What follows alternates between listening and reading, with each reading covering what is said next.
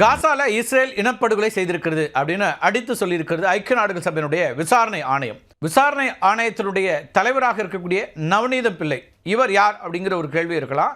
திருமிகு நவநீதம் பிள்ளை தற்போது இஸ்ரேல் படுகொலை இனப்படுகொலையில் ஈடுபட்டிருப்பதாக கூறியிருக்கக்கூடிய விசாரணை ஆணையத்தினுடைய தலைவர். தமிழ்நாட்டை பூர்வீகமாக கொண்டவர்.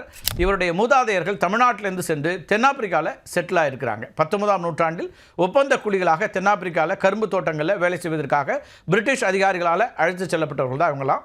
பெரும்பாலும் அவங்களை பொறுத்த வரைக்கும் தென்னாப்பிரிக்காவினுடைய குவாஸ்லு நடால் அப்படிங்கிற மாகாணத்தில் தான் குடியேறி இருக்கிறாங்க. இந்த நவி பிள்ளை அப்படின்னு சுருக்கமாக சொல்கிறாங்க அவங்கள ஐக்கிய நாடுகள் சபை வட்டாரத்தில்.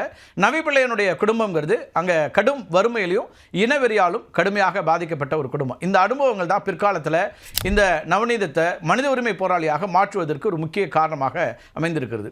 தென்னாப்பிரிக்காவில் இன ஒதுக்கல் கொள்கைக்கு எதிராக போராடிய ஒருத்தர் கூட. தென்னாப்பிரிக்காவில் வழக்கறிஞராக தன்னுடைய வாழ்க்கையை தொடங்கினவர். பிறகு நாட்டின் முதல் வெள்ளையர் அல்லாத பெண் நீதிபதியாக பதவி உயர்வும் பெற்றார். 1995 2003 வரைக்கும் ருவாண்டாவில் நடந்த இனப்படுகொலைகளை விசாரித்த சர்வதேச குற்றவியல் தீர்ப்பாயத்தினுடைய தலைவராகவும் பணியாற்றியிருக்கிறார்.